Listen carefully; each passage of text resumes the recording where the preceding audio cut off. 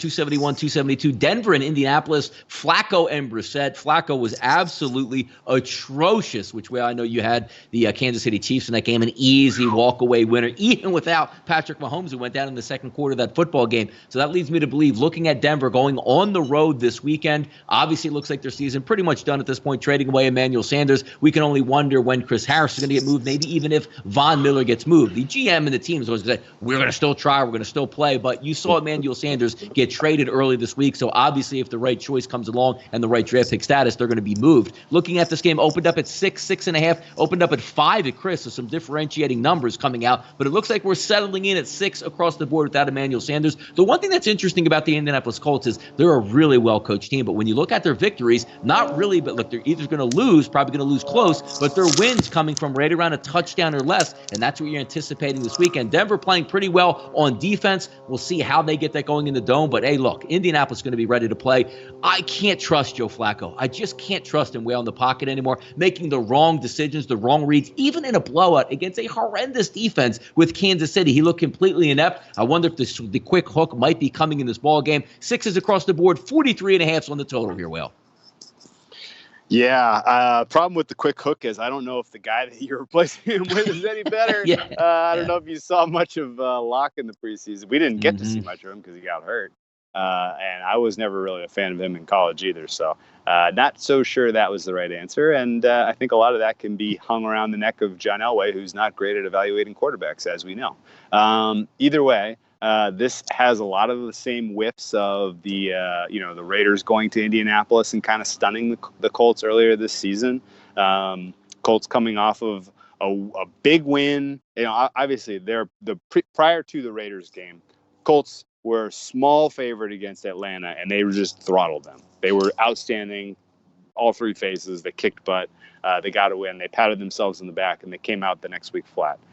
A lot of the similar whiffs about this game, which is keeping me from laying the points with the Colts. I think again, that's not enough of a differentiating factor for me to want to get involved taking anything to do with the Broncos right here. Tons of got to be a ton of questions in that locker room about, is Flacco our guy? He really set that team up to fail, taking all those sacks and having such poor pocket awareness. Still a ton of pieces missing for the Colts in their defensive secondary. So if Flacco happens to have a live game, you could see a scenario where that they are the ones putting pressure on the Colts here, but this one's a pretty easy, obvious stay away from me. The only thing I'll note about the Colts, it was interesting that through all of the previous weeks this season, they were really not asking Jacoby Brissett to do very much. They were really keeping his game plan pretty simple. His depth of target was short. They were relying heavily on the run game and their offensive line, and then they kind of unleashed him in that Texans game. They let him throw the ball down the field. They let him get a little creative. And that was an interesting sign for a future kind of, don't necessarily take what you've seen so far from the Colts and expect that is the team that they want to be from here on through the rest of the season. I think they would like to get, Brissett more reps throwing the ball down the field in the passing game. And I think you could see them be a little bit, I think they know that even beyond just if we want to win the South, I think if we want to be, considered contenders in the AFC and make a little bit of a playoff noise here, I think we're going to have to be more effective passing the ball, and that's the direction they want to go in. And $1 million question for you, Donnie. Was Frank Reich the brains behind the Philly Super Bowl?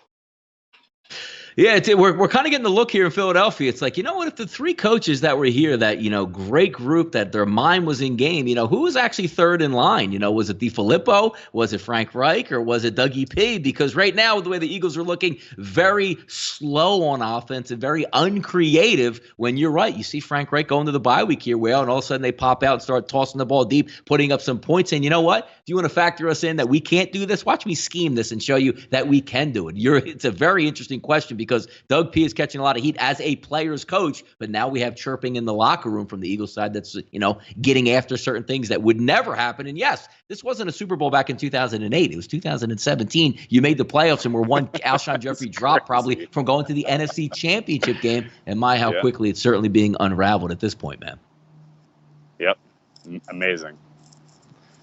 If we take a look at the last game here, we have